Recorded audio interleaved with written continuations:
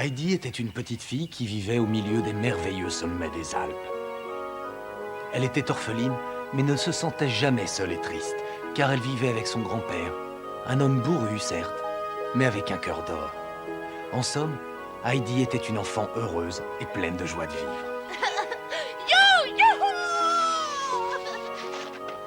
Heidi avait un ami nommé Peter qui emmenait les chèvres du village paître dans les montagnes.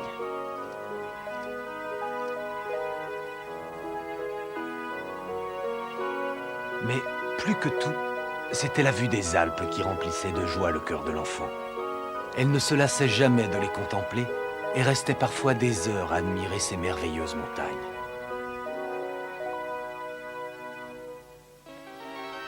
Mais un jour, malheureusement, la tante de Heidi vint la chercher et l'emmena loin de ces montagnes et de son grand-père qu'elle aimait tant. Elle devait en effet la conduire à Francfort chez le riche monsieur Sesemann, qui avait une fille à peine plus âgée qu'elle. En réalité, la tante de Heidi espérait que sa petite nièce se trouverait mieux ainsi, en vivant en ville dans une famille aisée. Elle raconta à Heidi qu'elle pourrait revenir voir son grand-père bien-aimé chaque fois qu'elle le voudrait. Mais c'était un mensonge. Heidi allait rester très très longtemps sans voir ces belles montagnes et ceux qu'elle aimait.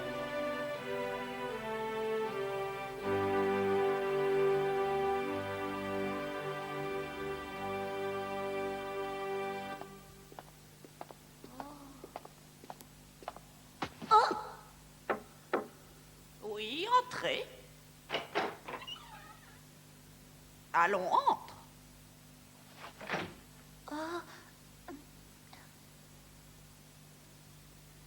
Si on avait fait venir Heidi chez les Sesemann, c'était pour tenir compagnie à leur fille Clara qui ne pouvait pas marcher. Heidi devait rester à ses côtés toute la journée pour étudier et jouer avec elle. Comment t'appelles-tu? Heidi. Comment? Mais ta tante m'avait dit que tu t'appelais Adélaïde. C'est un surnom? Non, Madame Heidi, c'est mon vrai nom. Quelle manière! Tu ne dois pas répondre ainsi. De toute façon, tu me parais trop petite pour tenir compagnie à Mademoiselle Clara. Je la trouve très bien, Mademoiselle Rottermeier. Et puis, je sens que nous allons devenir des amis. N'est-ce pas, Heidi?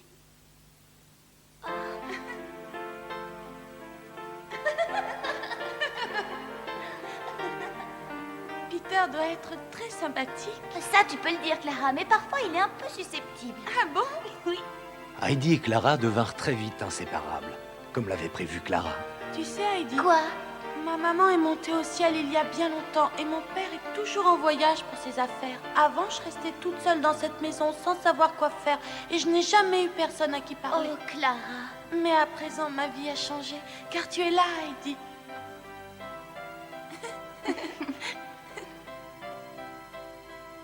Oh, des petits pains blancs.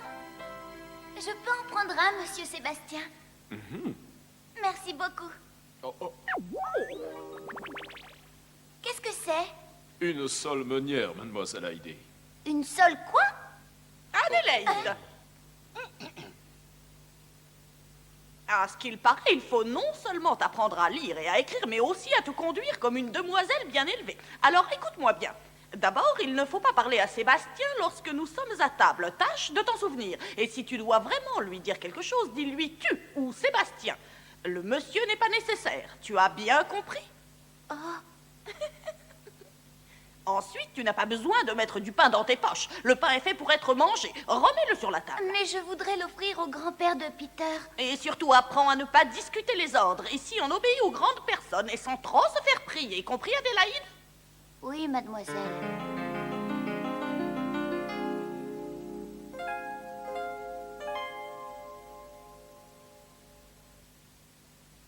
Grand-père.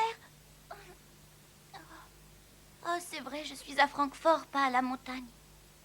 Pourquoi fait-il encore si sombre ici? Heidi n'avait pas l'habitude de dormir dans le noir. Le chalet de son grand-père n'avait pas de rideau et la lumière du soleil arrivait droit sur son lit et la réveillait chaque matin. Oh, je ne vois rien.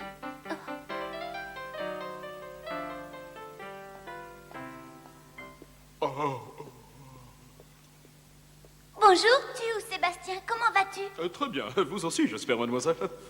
Oui, puis-je te demander une faveur, tu ou Sébastien? Je vous demande pardon, mais pourquoi vous obstinez-vous à m'appeler tu ou Sébastien, mademoiselle Heidi? Eh bien, parce que c'est ce que m'a demandé de dire mademoiselle Rottermeier hier à table. Tu n'as pas entendu? Oui, ah oui, c'est vrai, c'est exactement ce qu'a dit mademoiselle Rottermeier. Mais Sébastien sans tu suffira. Dites-moi à présent ce que je peux faire pour vous. Voilà, j'aimerais pouvoir regarder le paysage au-delà de ce grand immeuble.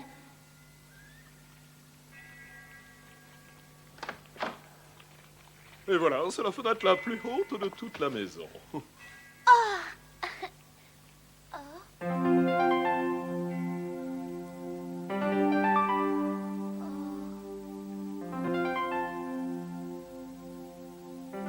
mais ce n'est pas du tout ce que j'espérais. Comment ça? Je croyais voir des sapins, des montagnes, des champs pleins de fleurs multicolores. Pauvre Heidi. Ces montagnes bien-aimées commençaient à lui manquer terriblement. Mais elle ne pouvait pas dire à Clara qu'elle avait envie de s'en aller. Elle avait tellement besoin de sa présence et de sa compagnie. La totale sérénité et le silence régénérateur n'existent qu'au paradis où tout est paix, calme, doré. Mon cœur se remplit de joie à l'idée de l'existence d'un endroit si beau. Ces mots évoquèrent dans la mémoire d'Heidi ces arbres, ces belles montagnes et son grand-père qu'elle aimait tant. Heidi! Heidi! Tâche d'être plus attentive, Heidi. Tu as sans cesse la tête dans les nuages. Si tu ne fais pas d'efforts, tu ne réussiras jamais à apprendre l'alphabet, même en l'étudiant des journées entières. Voyons si tu réussis à te rappeler les 3 premières lettres de l'alphabet. Cette lettre a des cornes. Hein?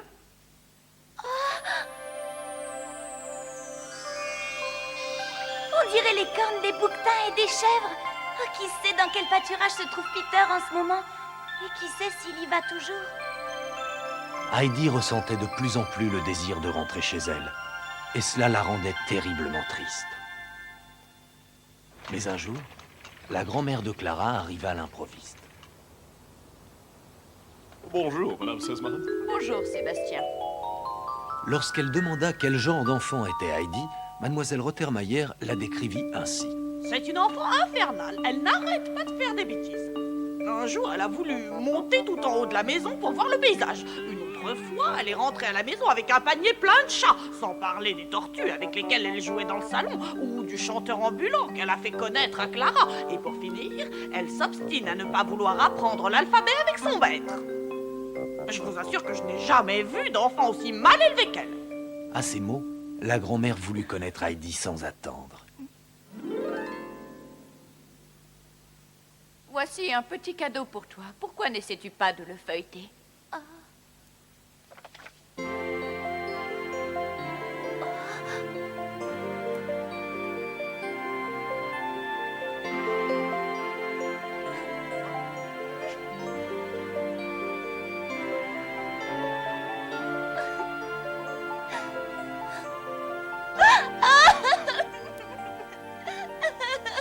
Calme-toi, Heidi, ne pleure pas. Pourquoi as-tu tant de chagrin?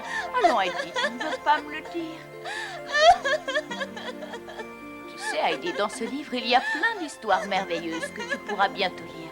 Mais d'abord, il faut que tu cesses de pleurer et que tu apprennes ton alphabet pour savoir ce qui est écrit. Avec une infinie douceur, la grand-mère de Clara expliqua à Heidi combien il était merveilleux de pouvoir lire un livre d'histoire comme celui-ci, et à quel point la prière pouvait être un réconfort dans les moments de tristesse, car elle aidait à mieux se sentir et à trouver la force d'affronter n'importe quelle situation. Regarde, Heidi. Tu aimes ce dessin? Qui sait ce que regarde ce berger? Tu n'aimerais pas lire pour connaître son histoire? Aussi, j'aimerais beaucoup. Oh, ce doit être merveilleux de savoir lire. À partir de ce jour, Heidi fit sa prière chaque soir avant de se coucher. Seigneur, aide-moi à apprendre à lire et fais-moi vite revenir dans la maison de mon grand-père. Il me manque tellement. J'ai hâte de le revoir.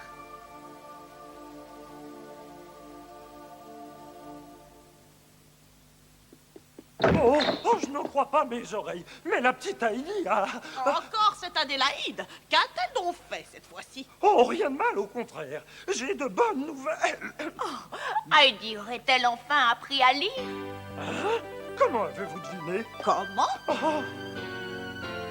Lorsque le père du petit berger vit son fils, son cœur se remplit de joie. Son cœur se remplit de joie. Heidi avait tellement envie de lire ce livre qu'elle s'appliqua tant qu'elle put jusqu'à atteindre son but. Oh Seigneur, je te remercie, j'ai appris à lire moi aussi. À présent, il ne me reste qu'un seul désir, celui de retourner chez mon grand-père avec Peter, les chèvres et les montagnes que j'aime tant.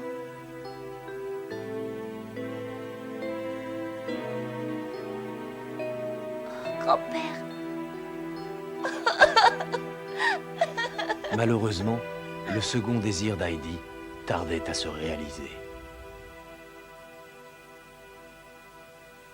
J'en ai assez, merci.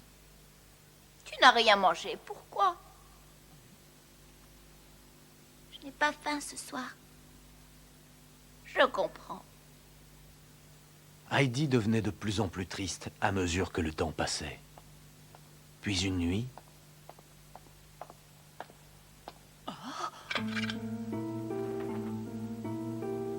Qui est là? Oh! À l'aide! Un fantôme! Oh! Oh! Oh, oh, oh. Ah, c'est Mademoiselle Heidi.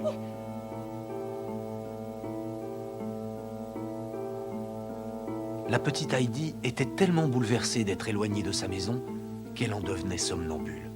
Plus personne ne pouvait désormais ignorer la profondeur de son chagrin. Pauvre petite. Elle veut tellement rentrer chez elle.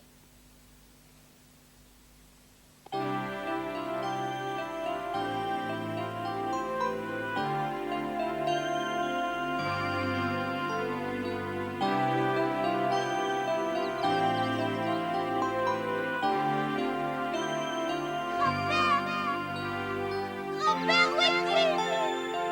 Grand-père, je suis rentrée. Grand-père, me voici enfin de retour.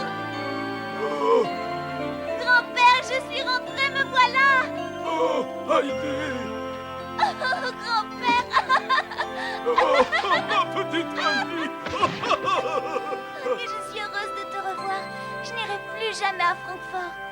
La grand-mère de Clara a dit que je pourrais rester ici. Comme je suis content, Heidi. Et ce n'est pas tout. Clara m'a promis qu'elle viendrait au printemps prochain. Oh, quelle bonne nouvelle.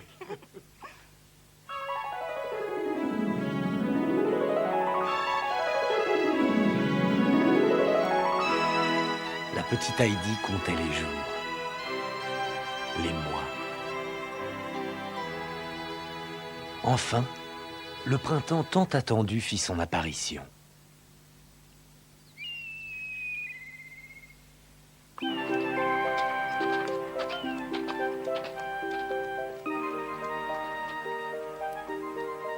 Clara! Hurrah, Clara! Heidi! Oh, Clara, je suis si contente de te Moi voir. aussi, j'avais hâte d'arriver, Heidi.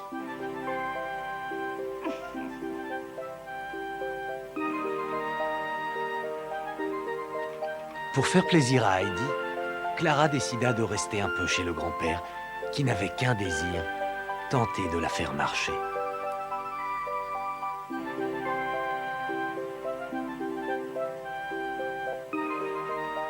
Quelle bonne odeur de paille. On se croirait au paradis. Tu sais, comme dans le livre que nous lisions avec le maître. Mais ici, c'est beaucoup mieux. Ici, tout est vrai.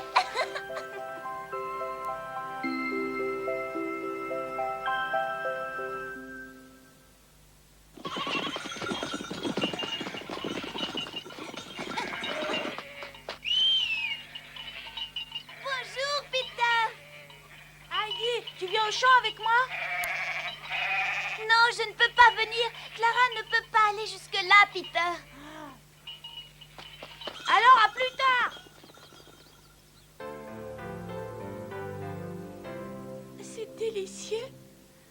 On mange mieux ici que dans le plus grand restaurant de Francfort. C'est exactement l'alimentation dont tu as besoin. Le lait de chèvre est très nourrissant et tu as besoin de fortifier tes os. Voyons qui finira en premier.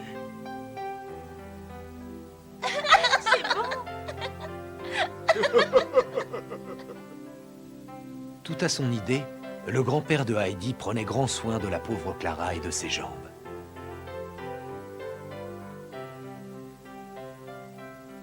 Et jour après jour, la fillette devenait plus forte et plus robuste.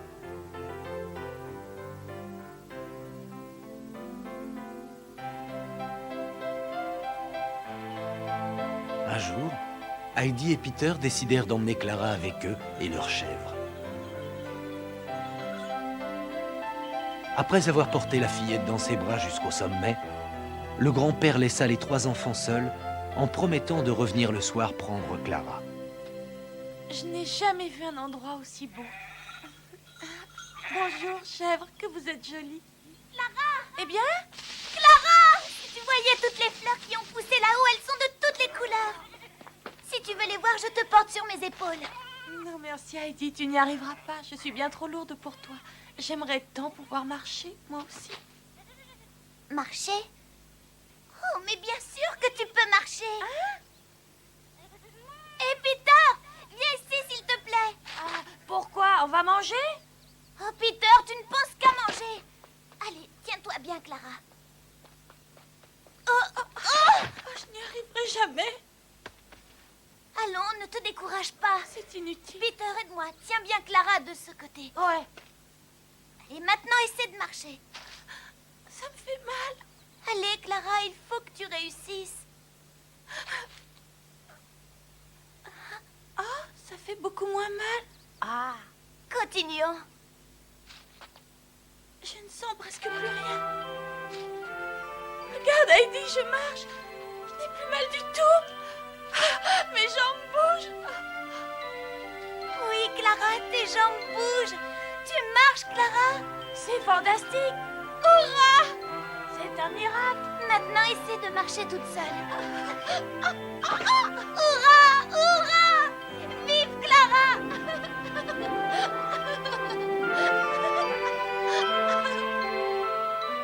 Heidi et Clara écrivirent une lettre à Madame Sesemann en lui disant de venir les rejoindre car elle leur manquait beaucoup. Mais elles ne lui dirent pas que Clara avait appris à marcher. Les 2 enfants avaient décidé de lui faire une surprise.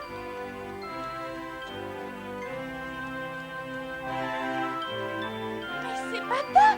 Il est venu lui aussi. Papa! Clara! Non!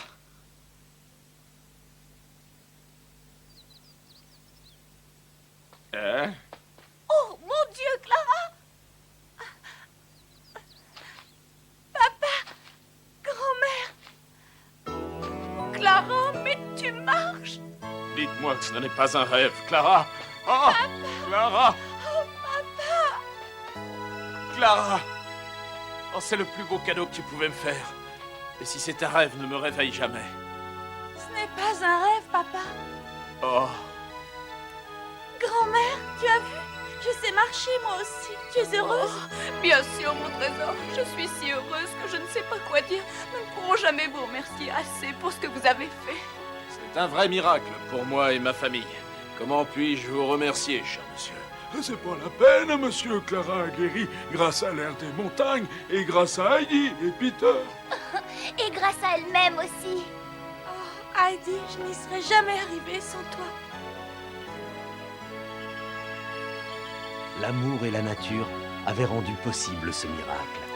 À présent, Heidi était si heureuse avec Clara, Peter et son grand-père. Et surtout, elle était revenue vivre dans ces chères montagnes et y resterait pour toujours.